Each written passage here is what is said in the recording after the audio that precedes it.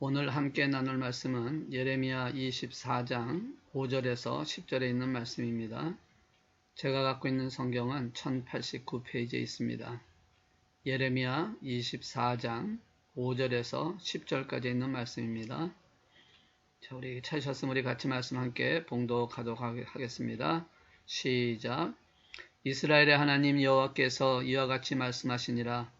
내가 이곳에서 옮겨 갈대인의 땅에 이르게 한 유다 포로를 이 좋은 무화과 같이 잘 돌볼 것이라. 내가 그들을 돌아보아 좋게 하여 다시 이 땅으로 인도하여 세우고 헐지 아니하고 심고 뽑지 아니하겠고, 내가 여호와인 줄 아는 마음을 그들에게 주어서 그들이 전심으로 내게 돌아오게 하리니 그들은 내 백성이 되겠고 나는 그들의 하나님이 되리라.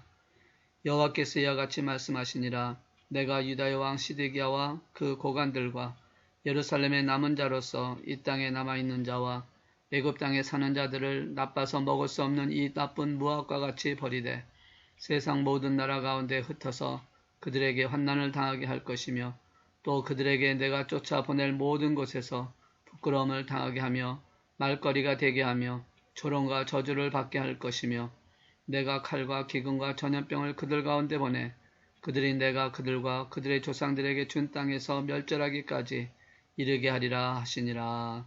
아멘. 잠깐 기도하겠습니다. 모든 것의 주관자이신 하나님 아버지, 오늘도 말씀을 함께 나누려고 합니다. 참 힘든 시기를 지나가고 있습니다. 속히 회복되기를 기도하고 또 이 코로나 바이러스가 진전되기를 원하지만 아직 하나님께서 허락하지 아니하시고 또 이렇게 우리를 통하여 또 우리에게 경고하시는 하나님의 뜻을 알기를 원하시는 하나님 마음을 살피게 하시니 감사합니다. 이제 아버지 하나님, 저희들이 다시 한번 주 앞에 회개하는 마음으로 주께 돌아오게 하셔서 이제 이 모든 하나님의 재앙이 속히 진정되게 해주시고 또 하나님의 은혜 가운데 회복되는 역사가 일어나게 하여 주시옵소서. 그래서 아버지 하나님, 이렇게 영상으로 예배가 아니라 현장에서 예배 드리는 날이 속히 올 수 있게 해주시고 하나님의 주권과 하나님의 인도하심을 깨닫는 귀한 시간 되게 하여 주시옵소서. 오늘도 주시는 말씀을 통해서 저희들의 영적으로 더욱더 장성하고 풍성한 삶이 되기를 원합니다. 주님, 영적 침체 속에서 방황하지 않도록 깨어있게 하시고 말씀을 통해 주시는 은혜를 마음판에 새겨 주님 오시는 그날까지 날마다 승리하며 살아가는 저희 모두가 되게 하여 주시옵소서. 시간 말씀을 증거하고자 합니다. 이종은 십자가에 대해 가르치시고 성령님께서 역사해 주셔서 전하는 자나 듣는 자가 하나가 되게 하심으로 하나님께만 영광 되어지는 시간 될 수 있도록 축복하여 주시옵소서. 주께서 이 모든 것을 이루어 주실 줄로 믿고 감사드리오며 우리 주 예수 그리스도의 이름으로 기도드리옵나이다. 아멘. 할렐루야. 우리 영상으로 이렇게 예배드리는 우리 모든 성도님들께 하나님의 은혜가 더하여 주시기를 주의 이름으로 축원합니다. 비록 코로나 바이러스로 인해서 많은 것이 바뀌어진 상황 속에 있지만 지금까지 잘 이겨오신 우리 성도님들, 이제 하나님께서 문을 열어주실 것이고 현장 예배를 드리는 날이 속히 올 것을 우리가 바라보면서 오늘도 주시는 말씀을 통해서 하나님께 온전히 맡기는 저와 여러분 되시기를 주의 이름으로 축원합니다. 신앙생활에는 두 가지 싸움이 있다고 볼 수가 있습니다. 하나는 사단과의 싸움이고 하나는 자신과의 싸움이다 라고 그렇게 말할 수가 있습니다. 여기서 자신과의 싸움은 다르게 표현하면 조금 표현하기가 좀 그렇지만 하나님과의 싸움이다 라고도 표현할 수가 있다고 볼 수 있습니다. 자, 이 두 싸움에서 사단과의 싸움이나 자신과의 싸움에서 누가 이겨야 할지는 우리가 분명히 알고 있습니다. 당연히 사단과의 싸움에서는 우리가 이겨야 합니다. 이 사단과의 싸움에서는 꼭 이겨야 합니다. 그래야 그리스도인으로서 또 신앙인으로서 승리하며 살아갈 수 있기 때문에 이 사단과의 싸움, 마귀와의 싸움은 꼭 이길 수 있도록 성령의 검을 가지시고 성령의 능력을 구하는 저 여러분 되시기를 주의 이름으로 축원합니다. 자, 그럼 자신과의 싸움에서는 누가 이겨야 합니까? 자신과의 싸움에서는 내가 이겨서는 안 되고 하나님이 이기셔야 한다라는 것입니다. 하나님과의 싸움은 내가 항복하고 하나님께서 이길 수 있도록 우리가 하나님 앞에 낮아지고 겸손해지고 또 하나님 앞에 서는 자가 되어야 한다라는 것이죠. 너무나 당연한 이치고 너무나 당연한 것을 우리가 알고 있습니다. 그런데 실제 우리의 삶은 어떻습니까? 이와 반대가 얼마나 많습니까? 현실에서는 그렇지 못할 때가 참 많다라는 것이죠. 마귀와의 싸움, 세상과의 싸움에서는 내가 이겨야 되는데 지고 있고, 하나님과의 싸움에서는 하나님께 져야 되는데 오히려 내가 이기고 있는 어리석은 자의 모습을 보고 있다는 것이죠. 이것이 현대만의 문제가 아니라 성경에 있는 말씀 보니까 과거에도 그랬다. 특별히 이 예레미야서에 있는 말씀을 통해서 우리에게 이 어리석은 자의 부분을 말씀하고 있다는 것이죠. 오늘 본문의 배경을 잠깐 설명하면, 이 아수르 제국이 그 당시에 다스리고 있었다가 이제 아수르 제국이 무너지고 신흥 제국인 바벨론 제국, 여기 보시면은 갈대아인의 땅에 이르게 한 유다 프로라고 하는 말씀을 통해서 이 바벨론 제국이 새로 패권을 장악하던 그런 시기입니다. 그래서 이런 상황 속에서 유다는 어떻게 해야 되냐 하는 것을 의논했을 때 두 파로 이렇게 두 분류로 나눠진 것을 발견하게 됩니다. 하나는 애국과 손을 잡아서 이 바벨론 제국을 우리가 맞서 싸워야 되겠다라고 하는 그런 부류가 있었고, 또 한 부류는 지금 우리가 어떤 일을 하는 게 아니라 한번 좀 돌아가는 상황을 좀 보자. 그래서 어떤 상황이 됐느냐에 따라서 우리가 그것에 따라서 미래를 준비하자라고 하는 이렇게 중도적인 중보적인 중간적인 역할을 하는 그런 분류가 있었다라고 볼 수 있습니다. 어떻게 보면 이런 지금 이 상황이, 이 유다해진 상황이 지금 미국과 중국과의 그런 패권 싸움, 또 무역 싸움, 그리고 또 이 코로나 바이러스가 누가 있느냐 이런 싸움 속에서 사실상 지금 굉장히 힘든 그런 관계 속에 껴있는 우리 대한민국을 생각하게 됩니다. 어느 쪽에 선택을 하는 것이냐, 어느 쪽에 더 가까이 가야 되느냐, 참 이게 쉬운 문제가 아니죠. 그런 문제를 오늘 이제 이 당시에 유다도 지금 그렇게 되어 있는 상황 속에 있었다는 것이죠. 그러니까 이집트와 더 가까이 하자. 그래서 이 바벨론 제국의 공격을 막아보자라고 하는 그 무리가 훨씬 더 강하게 함으로 인해서 결국은 그들이 하나님께서 말씀하신 그 바벨론 제국이 와서 이 유다를 점공하고 멸망시켰던 사건이 일어나게 되는 것을 보게 됩니다. 이런 시기에 예레미야 선지자가 하나님의 뜻을 전달합니다. 25장에 보시면 이스라엘 백성들의 그 악한 그 모습과 하나님 말씀대로 행동하지 않았던 이런 여러 가지 사건을 통해서 결국 멸망할 수밖에 없었던 그 사건을 보면서 예레미야 선지자 통해서 그 이전에 하나님께서는 그들에게 뭘 선포하고 있냐면 70년 동안 이 바벨론에게 멸망당해서 70년 동안 포로로 잡혀갈 것이니까 너희들은 이 바벨론에게 항복을 하라. 그것이 오히려 그것이 하나님의 뜻이다 라고 하는 것을 이 예레미야 선지자를 통해서 유다 백성들에게 선포를 하고 있다는 것입니다. 그래서 이 하나님의 뜻은 결국 바벨론에게 항복하는 것이다 라는 것을 말씀하는 것이 이 예레미야 선지자의 선포된 메시지입니다. 그런데 이 유다 백성들은 어떻게 했습니까? 하나님 말씀에 불순종하여 결국은 애국과 그리고 바벨론에게 항복하지 않았던 사건을 통해서 멸망할 수밖에 없었다는 것이죠.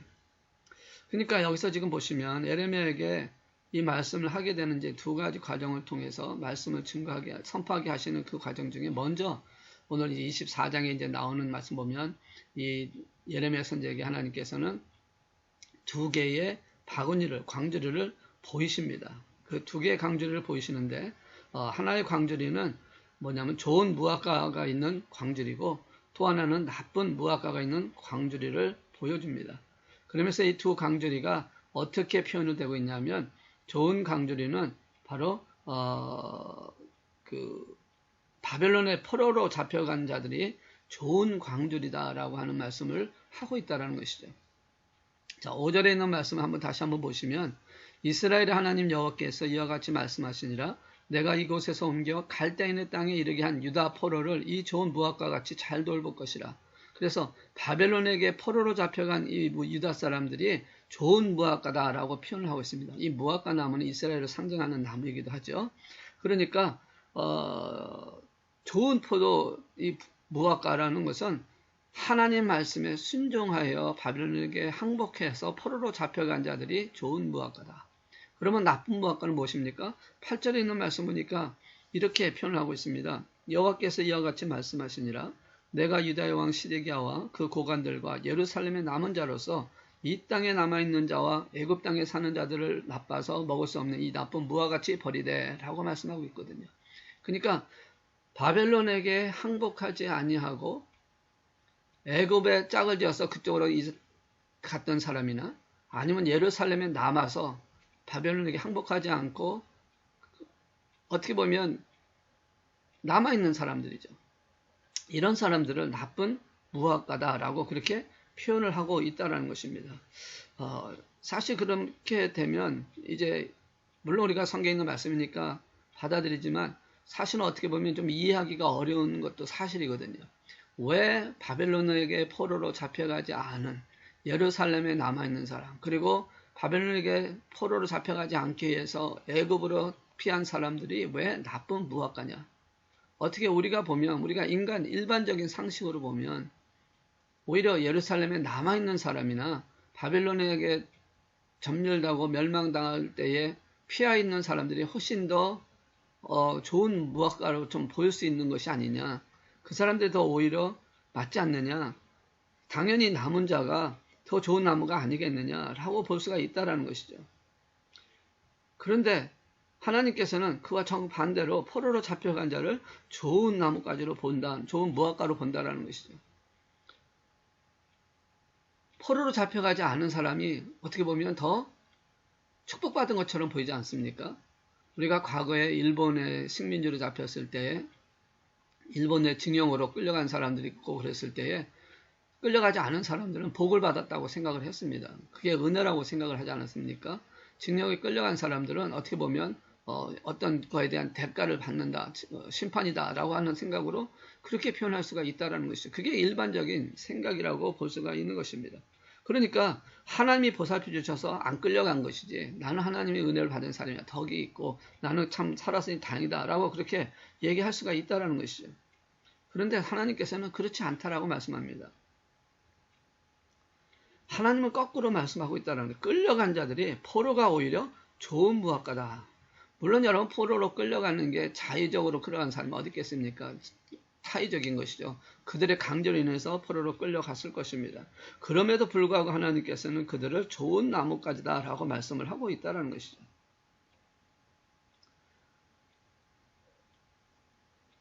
자, 5절을 한번 다시 보시면 이스라엘의 하나님 여호와께서 이와 같이 말씀하시니라. 내가 이곳에 옮겨 갈대아의 땅에 이르게 한 유다 포로를 이 좋은 무학과 같이 잘 돌볼 것이라 라고 말씀을 하고 있다는 것이죠.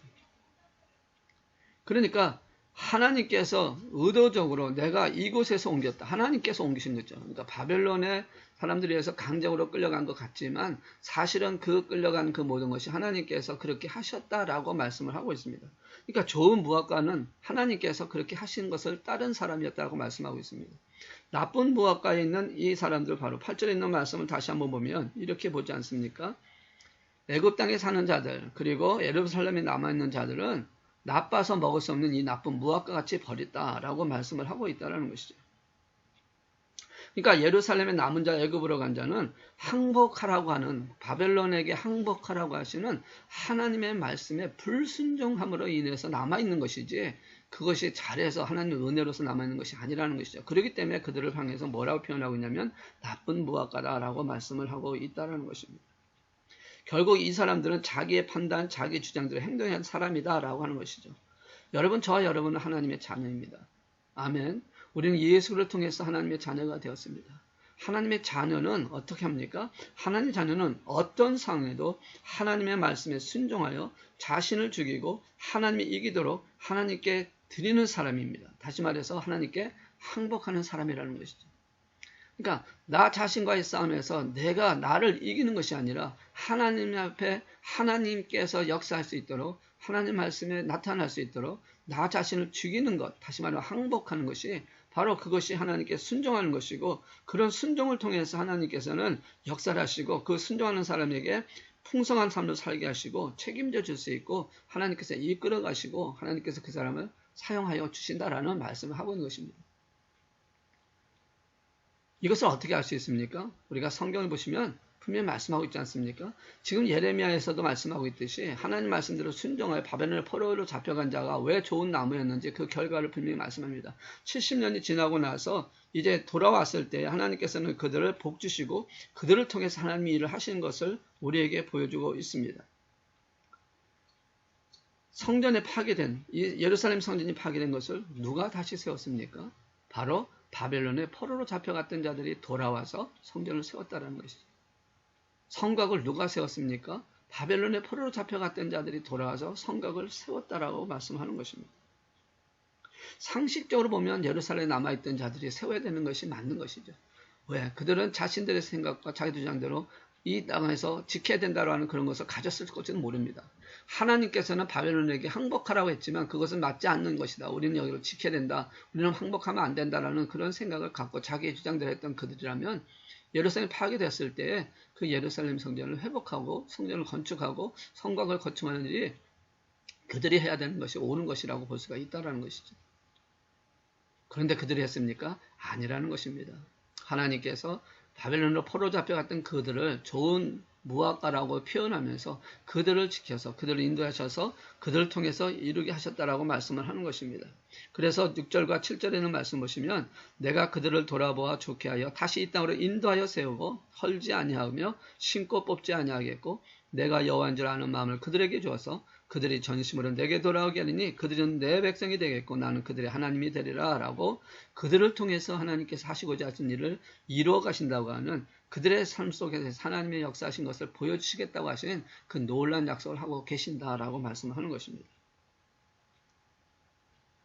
여러분, 한국이 복음화로 되어져 세워지기를 원하신다면, 한국이 자유민주주의 국가로 이뤄서 세워지기를 원한다면 대한민국에 있는 교회가, 대한민국 안에 있는 국민들이 그 일을 이뤄야 된다는 것이 당연한 것처럼 느껴지는 것이죠. 그것이 또 당연한 것이고 그게 상식입니다. 그런데 지금 대한민국 안에서 일어나고 있는 사건을 보면 그렇지 않은 게 너무 많다는 것이죠. 물론 이것이 합당한 비유가 될지는 모르겠지만 오히려 외국에 나가 있는, 이민으로 가 있는, 그리고 그들이 더 자유민주주의 대한민국을 사모하고 그리워하고 교회 복음화가 되어지는 그 교회 부흥을 위해서 더 많이 기도하고 있다는 것은 참 아이러니컬한 사건이라고 볼 수가 있다는 것이죠.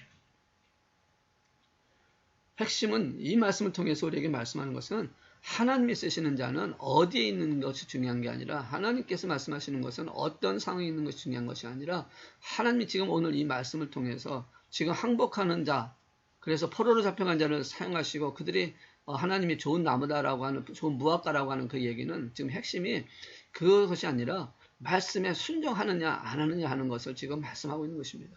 바벨론의 포로로 잡혀갔느냐 안 잡혔느냐 이것이 중요한 게 아니라 그렇게 하시고자 하시는 하나님의 말씀에 순종하고 하나님 말씀대로 행동으로 옮겼느냐, 하나님 말씀대로 따랐느냐라는 것이죠. 하나님은 하나님께 항복한 자들을 강하게 하시고 하나님 일의 주인공이 되게 하시겠다라고 말씀합니다. 바벨론에서 멸망당하지 않는다라는 것이죠. 하나님께서 하시는 일은요, 포로로 잡혀가서 결국 끝났느냐, 그게 아니라 하나님께서는 그들을 일으켜 세우고 역사의 주인공으로 만들게 하시겠다라고 말씀하는 것입니다. 우리나라 속담에 땅 찢고 헤엄치기라는 단어가 있습니다. 속담이 있습니다. 아주 쉽게 하려고 하는 사람을 얘기하는 것이죠. 얕은 물가에서 수영을 하는 사람은요, 정말 쉬울 것입니다. 물에 빠질 염려가 없습니다. 그렇지만 그 수영의 즐거움을 얻을 수가 없습니다. 정말 수영의 즐거움은 깊은 물속에 들어가서 수영할 때 느낄 수가 있다는 것이죠. 예루살렘에 남아있는 사람, 애굽으로 피신한 사람들은 쉽게 신앙생활을 하려고 하는 사람이에요. 바벨론의 포로로 잡혀가는 것은 참으로 힘들고 어려우니까 나는 그렇게는 못하겠다. 아무리 그것이 하나님의 말씀이라 할지라도 나는 그걸 못하겠다. 내가 원하는 것은 그게 아니다. 그래서 쉽게 신앙생활하고 쉽은 편한 것을 하려고 했을 때에 결국은 그들은 선택한 것이 바로 뭡니까? 바로 자신의 이득을 위해서 선택을 했다는 것이죠. 말씀에 항복하지 않았다는 겁니다. 자기의 욕심에 따라 행복했다는 것이죠. 이것은 다시 말해서 하나님을 이기려고 한 것입니다. 하나님의 말씀을 자신과의 주장에 부닥쳐 봤을 때 맞지 않는다라고 생각하는 자기의 욕심 때문에 하나님을 이기려고 했던 그것으로 인해서 나쁜 무화과가 될 수밖에 없었다라는 것이죠. 바벨론에 항복한 사람들이 그것이 자신들에게 이익이 될 거라고 생각하고 했겠습니까? 아니라는 것이죠. 전혀 알 수 없는 것입니다. 아니, 오히려 더 나빠진다라고 하는 것을 생각할 수 있을 것입니다. 이해할 수 없는 것이죠. 왜 하나님께서는 바벨론에게 항복을 하라는 것일까? 이해할 수 없고 정말 받아들일 수 없는 것이죠. 그럼에도 불구하고 그들은 하나님의 말씀이니까, 하나님께서 명령하신 것이니까, 하나님께서 원하시는 것이니까 순종을 하고 항복했다라는 것입니다. 다른 사람 볼 때는 참 어리석게 보이고 참 바보같이 보일지 모르지만 우리는 그렇지 않다라는 것이죠. 잘못될 것 같이 보이지 않습니까? 당연히 포로 잡혀가는 게 그게 뭐가 좋습니까? 그러나 하나님의 말씀이기에 행동했던 그들이 오히려 복을 받는 사람이 되었다. 바벨론을 항복하라고 하는 그 말을 들었을 때 아마도 제일 먼저 생각나는 것은 이게 정말 하나님 말씀일까? 라는 생각이 들었을 것 같아요. 저와 여러분도 그렇지 않습니까? 우리가 어떤 일을 했을 때, 어떤 일을 향해 갈 때에 그것이 참으로 어떻게 보면 하나님의 영광을 가리는 것 같은 느낌이 들 때가 있습니다. 그리고 그것은 또 어렵고 힘든 길을 갈 수가 있다는 것이죠. 그래서 하나님 말씀이 아닌 것처럼 느껴질 수가 있다는 것입니다. 분명히 내가 볼 때, 인간적인 판단을 볼 때 잘못된 것 같은데 하나님께서는 그에게 허락하고 그를 순종하고 그를 따르라고 한다면 사실상 어떻게 보면 이게 정말 하나님 말씀인가 하는 생각이 들 때가 있다는 것이죠. 그런데 여러분, 하나님의 말씀인 것이 확실하다면, 성경에 있는 말씀이라면 여러분 그것을 따라야 한다는 것입니다. 그래야 좋은 무엇가가 될 수 있다는 것이죠. 여러분, 하나님을 이해하려고 하지 마십시오. 하나님께 항복하기를 바랍니다. 승리하는 삶, 승리하는 신앙에는요, 하나님이 주시는 말씀대로 항복하는 것이죠. 하나님을 믿을 때 어떤 행복을 얻기 위해서, 하나님 주시는 어떤 풍요로움을 위해서 믿는 그런 사람이 아니라 하나님 앞에 항복하기 위해서, 하나님이 역사를 이루시기 위해서 하나님을 믿으시는 저 여러분 되시기를 주님으로 축원합니다. 그러면 하나님이 책임져 주실 줄 믿습니다. 많은 사람들의 신앙생활을 하면서 제일 먼저 한 것이 어려움 없이 건강한 행복을 추구하고 건강한 삶을 추구하는 데 목적을 갖고 있다는 것이죠. 오늘은 주제적인 말씀을 좀 나누려고 하는 것입니다. 왜 좋은 무학가가 되어야 되느냐? 좋은 무학가는 어떤 좋은 것이냐? 우리가 크리스천에서 하나님 말씀도 항복하기 위해서 하나님 말씀 안에 들어가는 것이죠. 하나님을 나타내고 하나님께 영광 돌리기 위해서 이렇게 하는 것입니다. 우리가 좋아하는 말씀들이 있습니다. 아마 사업하는 사람이나 또 어떤 그 가게를 하시는 분들을 참 좋아하는 말씀이죠. 저도 가게를 이렇게 가서 보면 이렇게 개업을 한다든지 아니면 어떤 사업을 하시는 분들에게 찾아가서 이제 예배를 드리는 그런 상을 보면 누군가가 선물을 가져올 때 꼭 이런 선물을 가져오는 사람이 있습니다. 여러분 그 욥기 8장 7절에 나오는 말씀 있죠. 내 시작은 미약하였으나 내 나중은 심히 창대하리라. 그 말씀을 액자에 탁 담아서 선물로 참 주기를 많이 합니다. 그래서 보면은 그런 선물을 걸어놓은 그런 가게도 있고 사업체가 있는데 여러분 이 말씀, 이 말을 누가 했는지 아십니까? 바로 욥이 당하는 고난을 자기 마음대로 판단하여 하나님께 책망을 받았던 욥의 친구인 발닷이 한 말입니다. 하나님께 받아서 한 말이 아니라 발닷이라고 하는 욥의 친구가 한 말이라는 것이죠. 그런데 사람들은 그것을 굉장히 중요합니다. 물론 그 의미적으로 봤을 때 참 좋은 말이고 또 그것이 또 은혜가 되어질 수도 있는 것은 사실입니다. 그렇지만 우리가 한번 깊이 한번 생각해 보시기 바랍니다. 왜 그 말씀이 중하게 여기는 것일까요? 하나님이 하신 말씀이 아니에요. 욥의 친구였던 발닷이 한 말입니다. 그런데 이 말씀을 할 때 먼저 생각하는 것은 뭐냐면 행복을 생각한다는 것이죠. 풍요로움을 생각한다는 것이죠. 여러분 하나님의 말씀을 받을 때 그 말씀을 받을 때 여러분 마음에 기쁨과 감사, 행복이 있는 거 참 좋습니다. 그걸 받는 것이 좋았습니다. 그렇지만 그 말의 의미를 알고 하나님께서 원하시는 뜻을 아는 것이 더 중요하다는 것이죠. 하나님 말씀이 아님에도 불구하고 내게 행복이 된다면 그 말씀을 따라 행복해 한다는 것이죠. 사실은 이 발닷이 하는 이 말씀의 내용을 우리가 한번 살펴보면 전혀 그런 뜻이 아니라는 것이죠. 물론 그 회개하고 나면 그렇게 되어진다라고 하는 회개의 조건을 얘기하고 있습니다. 신앙의 길에서 어떤 풍성함, 행복을 누리고자 하는 뜻의 말이 아니라 하나님 앞에 회개하는 삶을 살아야 된다. 물론 이것도 하나님이 주신 말씀이 아니라 발다시 한 말이지만 이 말씀을 우리는 자신에게 도움이 되거나 자신에게 이득이 되거나 자신의 마음에 행복해지면 그것이 하나님 말씀이 아님에도 불구하고 받아들이려고 한다는 것이죠. 근데 반대로 하나님 말씀이 부담스럽고 하나님 말씀이 내게 좀 불편하고 그러면 하나님 말씀임에도 불구하고 이것을 싸워서 이기려고 하는 마음이 너무 많이 갖고 있다는 것이죠. 사랑하는 성도 여러분, 내가 주인이 되어서 하나님의 말씀을 다루는 것이 아니라 말씀이 주인이 되어서 나를 다루게 하는 우리가 되어야 한다는 것이죠. 내가 주인이 돼서 말씀을 갖고 그 말씀이 나에게 행복하느냐, 그 말씀이 나에게 어떤 도움이 되느냐, 그 말씀이 나에게 이익이 되느냐, 이것을 갖고 하나님 말씀을 받고 말씀을 버리는 것이 아니라 하나님 말씀에 근거해서 그 말씀이 주인이 돼서 내가 그 말씀에 어떻게 순종하고 그 말씀에 내가 어떻게 대응하고 내가 그 말씀에 어떻게 따라갈 것이냐, 이것이 되어야 한다라고 말씀을 하는 것이죠. 말씀을 이용하는 게 아니라 말씀에 항복하는 그런 성도가 돼야 한다라고 말씀하는 것입니다. 그래서 저같이 목회자 사역을 하시는 분이나 신앙생활을 오래 하신 분이나 직분을 갖고 있는 분이나 이런 분들은 굉장히 조심을 해야 합니다. 왜냐하면 이런 분들이 대부분 나타나는 모습이 있는데요. 뭐냐면 조금 믿었다라는 겁니다. 좀 안다라는 것입니다. 또 내가 직분을 갖고 있다라는 것입니다. 그렇기 때문에 말씀 앞에 내가 그 말씀을 통해서 내가 주인이 되기가 쉽다는 것이죠.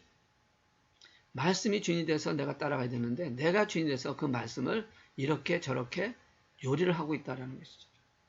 그래서 그 말씀의 역사를 보고 하나님의 뜻을 알고 하나님께 순종해야 되는데 영적 자존심이 갖고 신앙의 연륜이 있다고 해서 하나님 앞에 항복하지 않는다는 것이죠. 여러분, 그런 대표적인 사물이 성경에 말씀하고 있거든요. 나오고 있거든요. 하나님의 말씀이 나를 끌어가야 되고 하나님의 말씀 앞에 나를 맡겨야 되는데 내가 하나님의 말씀을 끌어가고 내가 하나님의 말씀을 정리하려고 하는 그런 잘못된 생각을 가질 수가 있다는 거죠. 우리 성경에 보시면 야곱이 나옵니다.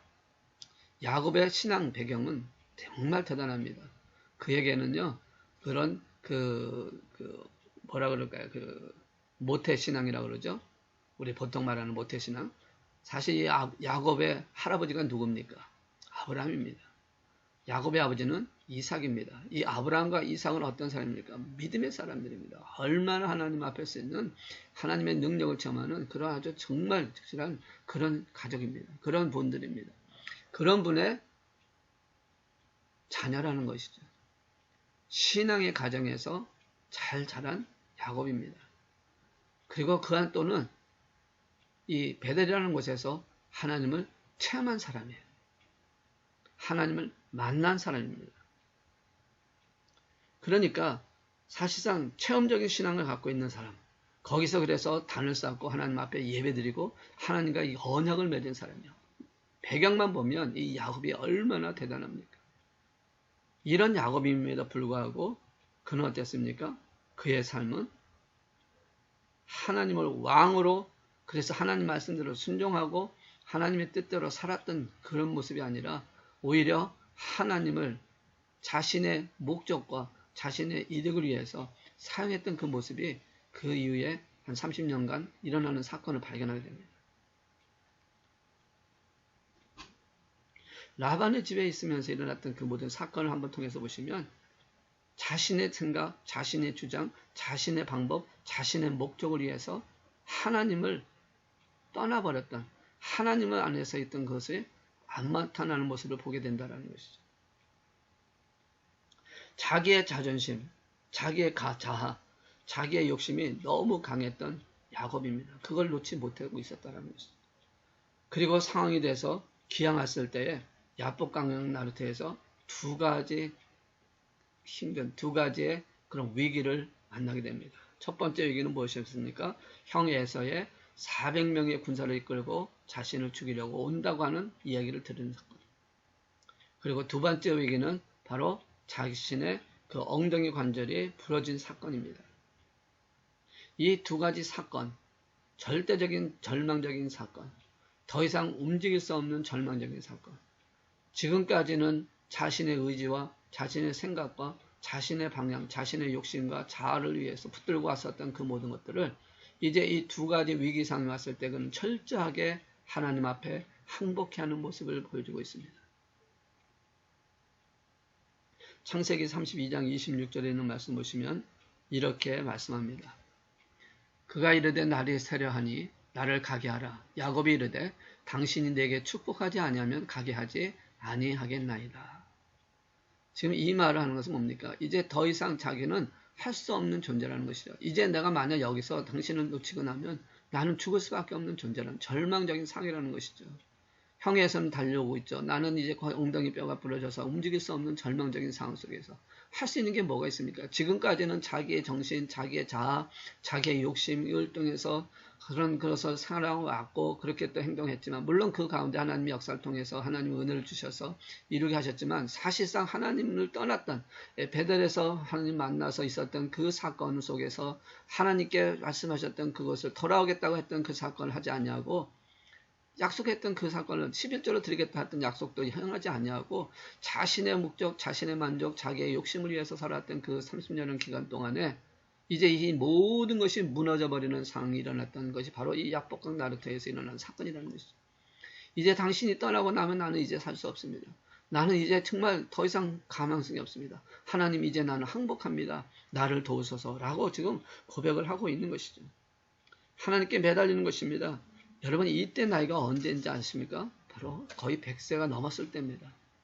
베델에서 하나님 만난 지 30년 지난 뒤에 일어난 사건입니다. 그러니까 그 기간 동안에는 계속해서 자기의 생각으로 하나님 말씀, 하나님의 뜻, 하나님께 약속한 이것을 바라본 게 아니라 자기의 욕심과 자기의 이득과 자기 만족을 탈락했던 자입니다.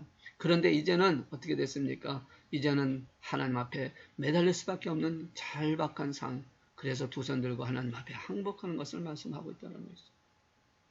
이제야 야곱의 입에서 뭐라고 나옵니까? 주 없이 살 수 없습니다 라고 고백하는 것입니다. 주 없이 살 수 없네 죄인의 구주여. 여러분 이 찬양 여러분의 입속에서 날마다 나오는 찬양이 되기를 원합니다. 주 없이 살 수 없네. 이것은 바로 항복한다는 표현입니다. 주님 앞에 선포하는 것입니다. 주님 더 이상 나는 할 수 없는 존재입니다. 항복합니다. 그랬을 때 하나님께서 그에게 응답을 하십니다. 그에게 약속하십니다. 그에게 행복을 다시 회복시켜 주십니다. 그에게 하나님의 역사를 만들어 가십니다. 그래서 그에게 뭐라고 합니까? 이제부터는 내 이름을 야곱이라 하지 말고 이스라엘이라고 얘기를 합니다. 이 이스라엘은 무엇입니까? 바로 하나님을 이겼다라는 그런 뜻이 있지만 다시 말하면 이것을 항복했다. 너를 이겼다라는 말씀입니다. 내 자신을 이겼다는, 다시 말해서 네가 너를 나타내는 것이 아니라 하나님께 항복함으로 인해서 네가 하나님이 승리할 수 있도록 너를 하셨다는 것을 고백하고 있는 것이죠. 그래서 창세기 32장 28절에 있는 말씀 보시면 분명히 그렇게 말씀하지 않습니까? 그가 이르되 내 이름을 다시는 야곱이라 부를 것이 아니요 이스라엘이라 부를 것이니 이는 네가 하나님과 및 사람들과 겨루어 이겼습니다. 너는 항복했지만 하나님은 너를 그것을 이긴 것으로 봐주시겠다라고 말씀하는 것입니다. 너의 목적과 너의 자아와 너의 욕망과 너의 욕심을 벗어버리고 하나님께 항복했다라고 하는 하나님의 뜻에 순종했다라고 하는 것을 말씀하고 있다는 것이죠. 그래서 하나님께서는 이스라엘이라는 그 새 이름을 주셨다는 것이죠. 저희들 그런 경우 있지 않습니까? 저도 제 아들이 자녀들이 어렸을 때에 참 그럴 때가 있었습니다. 우리 한번 팔씨름하자 그렇게 하면서 팔씨름하면 꼭 아들에게 집니다. 이겨본 적이 없어요. 왜 그렇습니까? 힘이 없어서 진 거 아니잖아요. 그런데 아버지이기 때문에 자녀에게 져주는 겁니다. 하나님께서 이 야곱에게 져주신 것이에요. 하나님께서 이 야곱을 다시 회복시키기 위해서 하나님께서는 져주셨다는 것을 말씀합니다. 하나님께서 져주셨는데 왜 져주셨습니까? 항복했기 때문에 져주셨다는 것이에요. 만약에 그가 계속해서 힘을 했다면 하나님 안 져줬을 텐데 하나님은 그가 항복했을 때 져줬다. 우리의 신앙도 여러분 승리하기를 원하십니까? 그리고 풍성한 삶을 살기를 원하십니까? 그것이 목적이 아니지만 우리가 항복하면 하나님의 뜻에 맡기고 하나님께 순종하면 하나님께서는 우리를 좋은 무엇가로 만들어 주셔서 우리가 승리하며 행복하는 삶을 살 수 있게끔 연결해 주시고 축복해 주신다고 말씀을 하는 것입니다.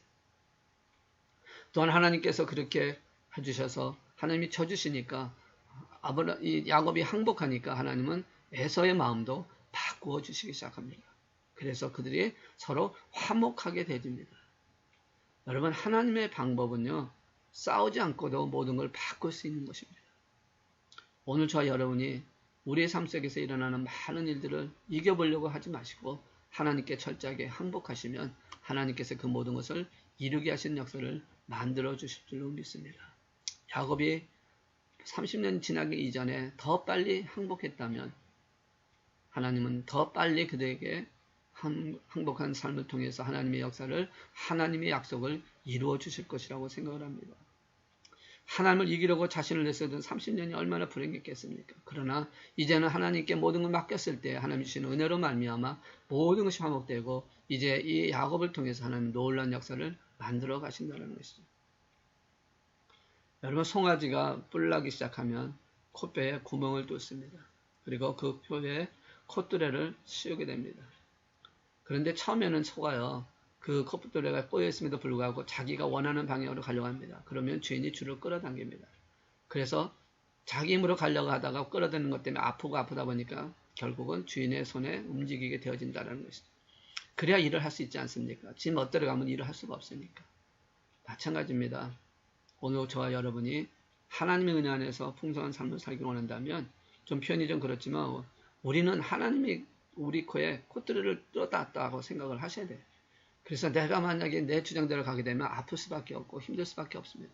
그러니까 그런 아픔과 그런 힘듦을 위헌의 방향에서는 그것을 끌기 전에 하나님께서 끌기 전에 우리가 순종하며 가는 것이 굉장히 중요하다는 것이죠. 우리는 어차피 하나님 원하는 대로 가야 할 사람들이 아닙니까? 하나님께서 이끄신 대로 우리는 가야 할 사람들입니다. 그래서 괜히 고집 피우거나 반항하거나 항복할 필요가 없다는 것이죠.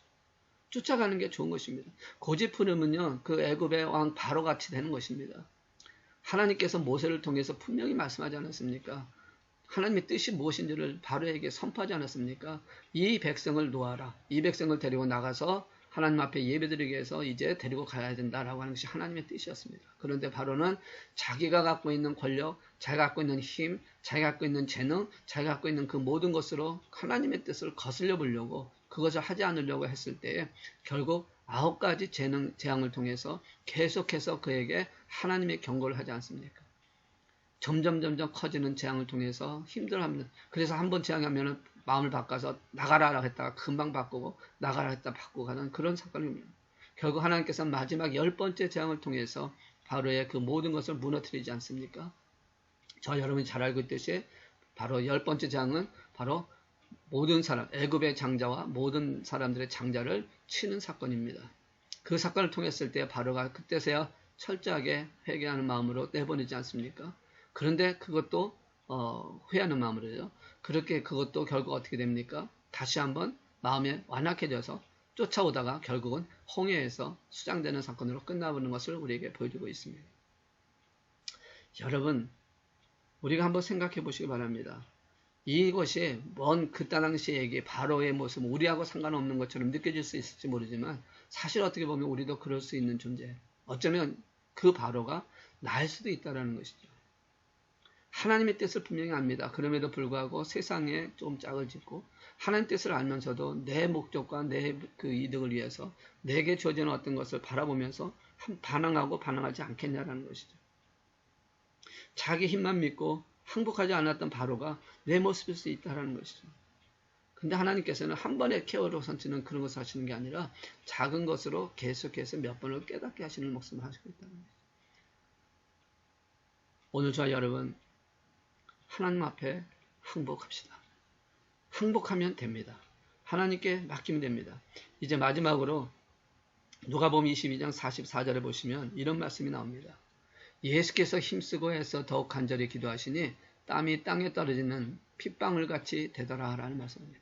왜 이렇게 기도를 하셨을까? 이것은 바로 하나님의 뜻을 이루기 위해서 예수님께서 이렇게 기도하셨다라고 말씀합니다. 이 말은 다시 말해서 무슨 말이냐면 우리가 하나님께 항복하려고 하면 우리가 의지적으로 우리가 쉽게 할 수 있는 것이 절대 아니라는 것입니다. 기도하지 않으면 안 된다는 것이죠. 기도해야 항복할 수 있다는 것입니다. 42절에 보시면 이르시되 아버지여 만일 아버지의 뜻이거든 이 잔을 나에게서 옮겨시옵소서 그러나 내 원대로 마시옵고 아버지의 원대로 되기를 원하나이다 하시고 기도하셨다는 것이죠. 아버지의 뜻과 예수 그리스도의 뜻, 아버지의 뜻과 예수님의 뜻이 지금 싸우는 과정 속에서 예수님은 기도하셨다는 것입니다. 아버지의 뜻이 이루어지기를 원해서. 오늘 우리의 삶 속에도요, 예수님도 그러셨던 것처럼 우리의 뜻을 원할 때가 많습니다. 내가 원하는 것이 이루어지기를 원합니다. 아버지의 뜻을 분명히 알면서도 나는 내가 원하는 것을 이룰 수 있다는 것이죠. 그래서 그것이 쉽지가 않다는 것이에요. 항복하는 게 쉽지가 않다는 것입니다. 그래서 예수님이 우리에게 말씀합니다. 하나님께 기도하라는 겁니다. 기도해야 한다는 것입니다. 그래야 순종할 수 있고 그래야 십자가로 질 수 있다고 말씀하는 것입니다. 우리가 하나님 앞에 기도할 때 항복할 수 있다고 말씀합니다. 이제 우리 이 코로나 바이러스가 속히 지나갈 수 있도록 우리가 현장 예배를 드릴 수 있도록 우리 많은 교회가 하나님의 약속을 붙들고 그것에 순종하며 하나님의 뜻을 이루어가기 위해서 우리가 기도해야 한다는 것이죠. 이것이 어떻게 보면 우리의 뜻처럼 되지 않아서 잘못된 것이 아닌가 하는 생각하는 그런 상황도 될 수가 있습니다. 그러나 분명한 것은 하나님의 뜻을 이루기 위해서 하나님의 뜻을 이루기 위해서 나의 것을 버리고 하나님이 이길 수 있도록 항복하는 저 여러분이 된다면 하나님은 놀라운 역사를 이루셔서 야곱을 이 땅에 이스라엘 백성들을 하나님께서 쓰셨던 것처럼 오늘 저 여러분도 하나님이 쓰실 줄로 믿습니다. 이제 우리 하나님 앞에 항복합시다. 항복하면 됩니다. 하나님께 항복할 수 있도록 기도합시다. 그 기도의 능력을 달라고 또 기도합시다. 그래서 우리의 기도를 통해서 하나님 나라가 확장되고 그래서 내가 이기지 않도록 하나님의 뜻이 이루어지도록 그래서 하나님께 항복하는 저와 여러분 되실 때 하나님 우리의 삶을 책임져 주실 것이고 우리 교회를 책임져 주실 것이고 여러분의 사업과 여러분의 가정과 여러분의 자녀와 그리고 여러분의 그 모든 삶에 하나님의 역사가 일어날 줄로 믿습니다. 그 믿음으로 날마다 승리하며 살아가는 저와 여러분 되시기를 주의 이름으로 축원합니다. 아멘. 기도하겠습니다. 살아계신 하나님 아버지, 우리는 때때로 내 뜻을 나타내기 위해서 나의 목적을 이루기 위해서 나의 이득을 위해서 하나님의 뜻을 알면서도 그것을 거절하려고 거부하려고 그래서 내가 스스로 이기려고 노력할 때가 얼마나 많은지 모릅니다. 이제 오늘 주신 말씀을 통해서 아버지 하나님 뜻이 무엇이든 간에 그것이 힘든 길이고 어려운 길이고 이득이 되지 않고 고통의 길이라 할지라도 아버지의 뜻이라면 순종할 수 있는 마음을 저들이 가질 수 있도록 항복하는 자가 되게 해주시고 하나님께 주시는 그 은혜 안에서 날마다 승리하며 살아가는 저희들이 되게 하여 주시옵소서. 특별히 우리 마흔함께 살아가는 성도님들 안나의 또 아버지 하나님 남녀의 성교회 그리고 청년의 아버지 하나님 하나님의 약속을 받고 아버지의 그 길을 걸어갈 때 내 뜻이 이루어지지 않더라도 하나님의 역사하심을 통해 하나님의 뜻이 이루어질 수 있도록 항복하며 순종하며 가는 저들 되게 하여 주옵소서.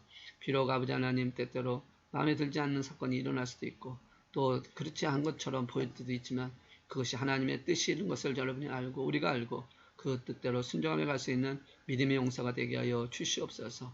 주님께 모든 걸 맡깁니다. 항복하여 하나님께 드려지는 삶이 되도록 축복하여 주시옵소서. 우리를 구원해 주신 예수 그리스도의 이름으로 기도드리옵나이다. 아멘. 이제 우리 자유롭게 기도하시겠습니다.